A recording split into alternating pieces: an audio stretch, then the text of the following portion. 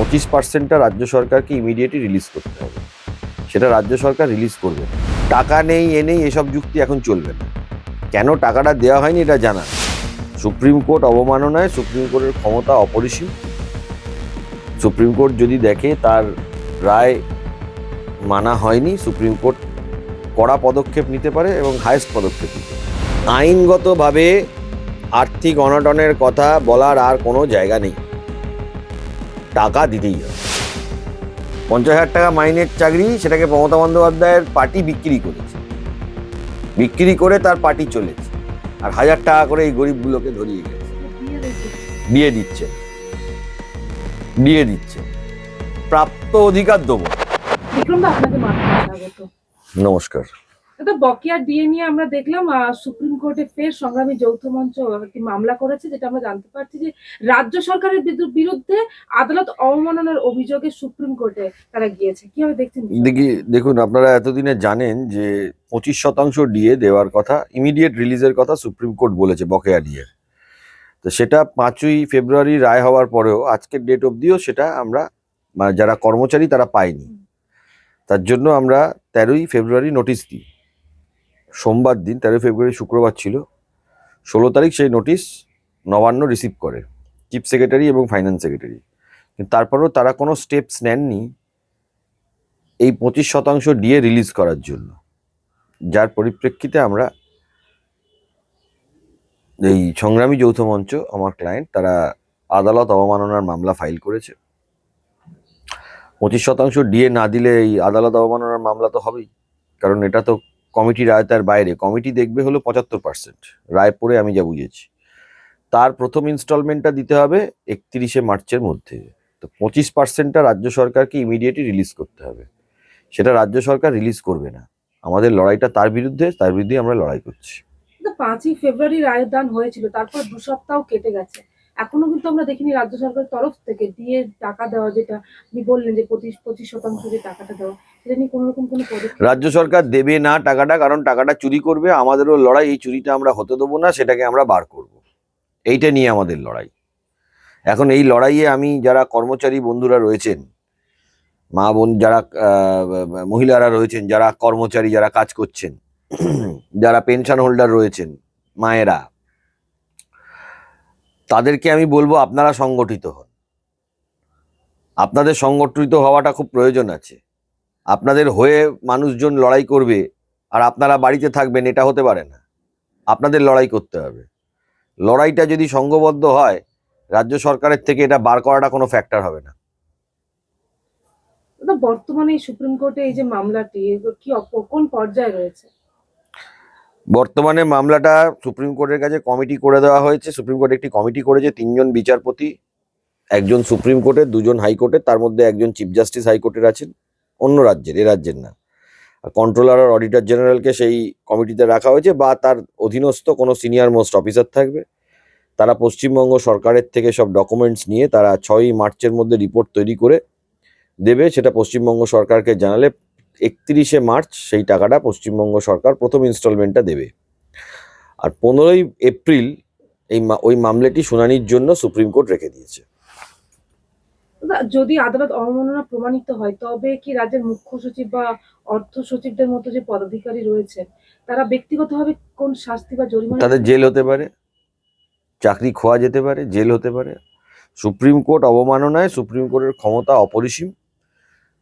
Supreme court যদি দেখে তার রায় মানা হয়নি, সুপ্রিম কোর্ট কড়া পদক্ষেপ নিতে পারে এবং হাইয়েস্ট পদক্ষেপ নিতে পারে।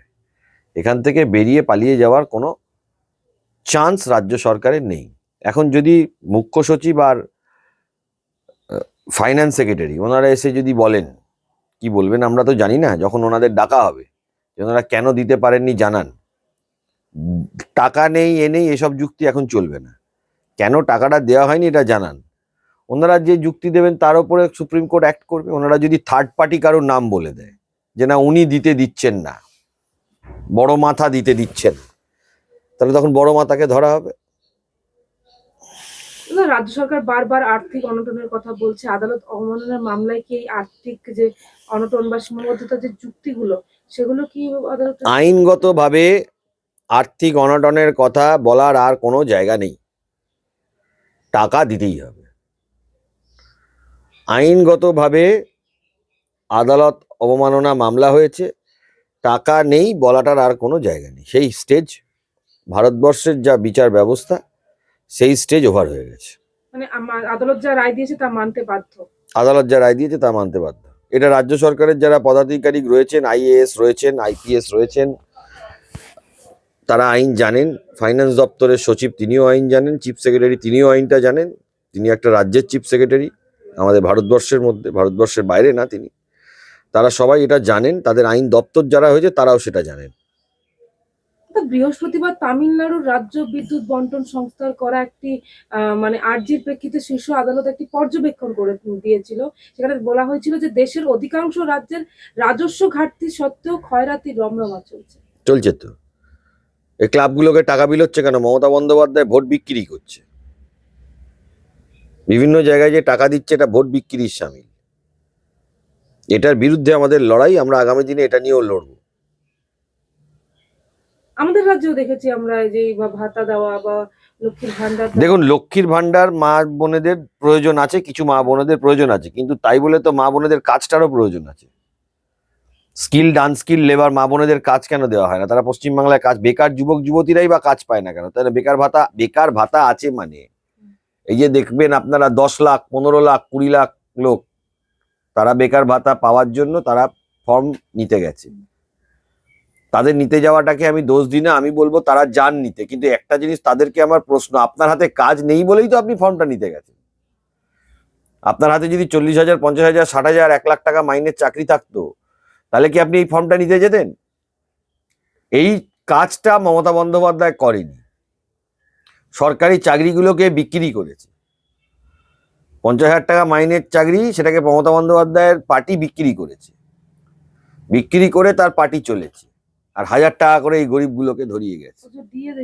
দিয়ে দিচ্ছে না, প্রাপ্য অধিকার দেবো না, এর বিরুদ্ধেই আমাদের লড়াই। गरीबी मिटेगी, समृद्धि बढ़ेगी।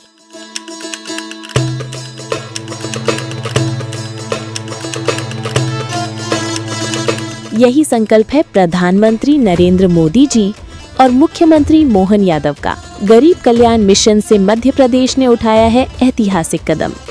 संबल 2.0 के तहत 1.75 करोड़ श्रमिकों का पंजीयन और गिग वर्कर्स भी अब लाभान्वित। हजारों श्रमिक परिवारों को 224 करोड़ का भुगतान। 39 लाख लोगों को मिला भू अधिकार पत्र, देश में प्रथम स्थान। 8 लाख छोटे व्यापारियों को मिला ऋण सहयोग। 56 लाख पेंशनधारियों को हर माह 4,000 करोड़ से अधिक राशि और 45 लाख परिवारों को मिला पक्का घर। अब हर नागरिक की सुविधा के लिए शुरू होगी मुख्यमंत्री सुगम परिवहन सेवा। प्रधानमंत्री मोदी जी और मुख्यमंत्री मोहन यादव के नेतृत्व में मध्य प्रदेश तेजी से बढ़ रहा है गरीबी मुक्त और आत्मनिर्भर भविष्य की ओर।